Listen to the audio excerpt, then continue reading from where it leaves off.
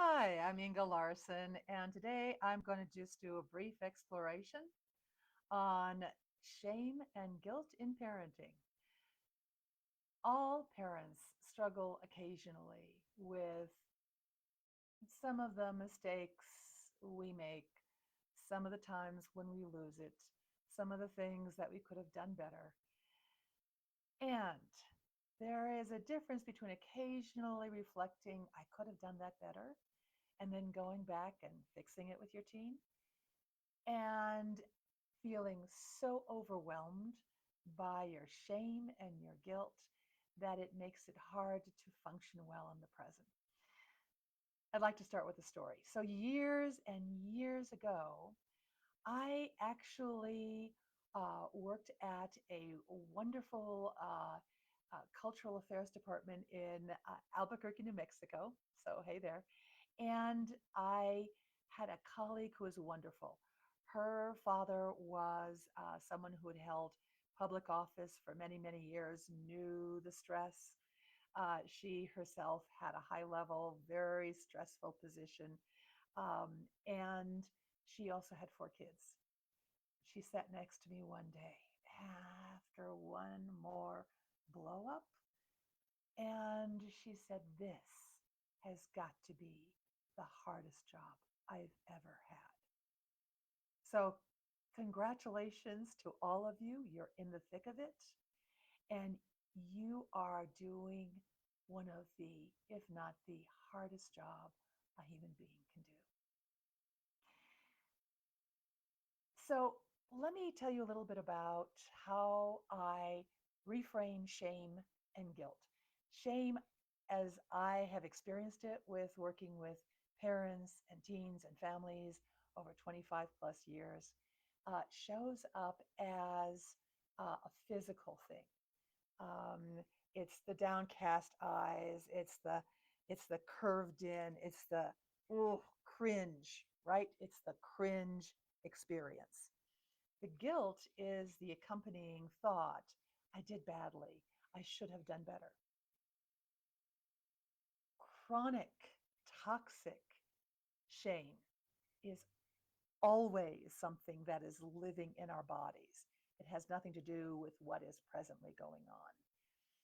Toxic guilt is that constant racing thought that just keeps on looping like malware in your brain that says, I am bad, not I did badly, I am bad. And when we are raised by an emotionally immature or personality disordered parent, we are much more likely to carry a load. So that when in the present moment with our teen, we're trying to negotiate something, we're trying to get them to do their chores or their homework or at least say hello and engage and show a little bit more responsibility. And they push back because that's what adolescents do. We can actually go into an overwhelming place much more quickly. Think of it this way. If I was raised by fairly healthy parents, no such thing as perfect, fairly healthy parents, I'm like this glass. Maybe I carry a little bit of shame around with me all the time. Maybe I don't. And I have plenty, plenty, plenty of room for the occasional moment when there's a bit of a rupture, a bit of a hiccup. And I can come back to my child and go, can we do a redo on this? That wasn't what I really wanted to say. That really wasn't, how I wanted to show up. Let's try this again.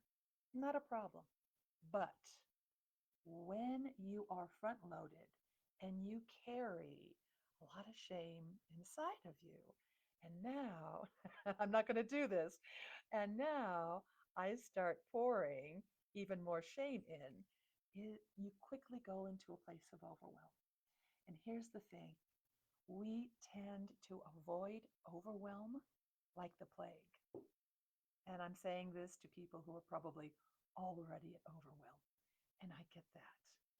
So, what we want to do is to take care of ourselves first, right? It's the oxygen mask.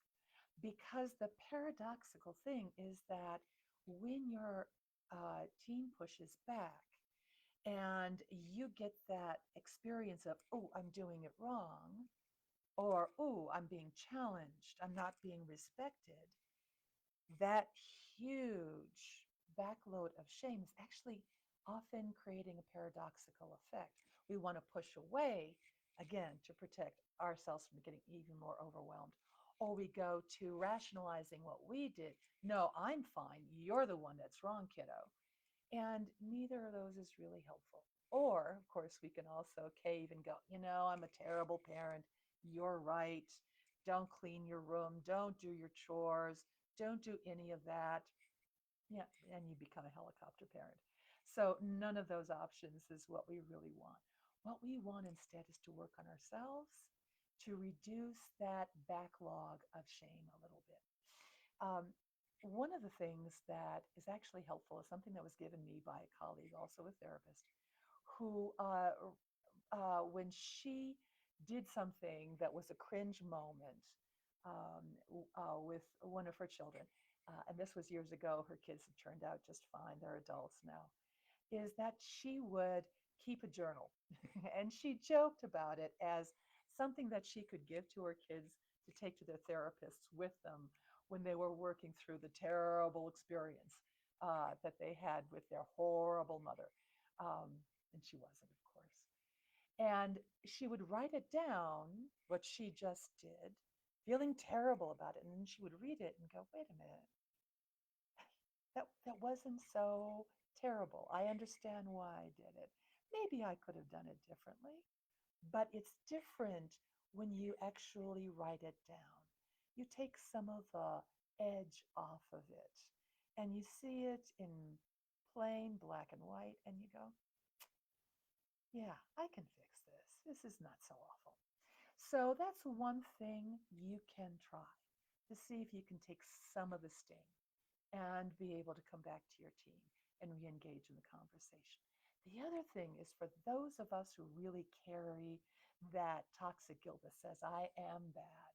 And again, so many people who were raised by emotionally immature or personality disordered, narcissist, borderline parents carry, is they really get that feeling that unless I didn't satisfy what my parents expected of me for their own sakes, then that makes me bad somehow. It makes me not enough. And we carry that belief in our head and we carry that feeling in our bodies. So often our bodies are actually the lead to our thinking.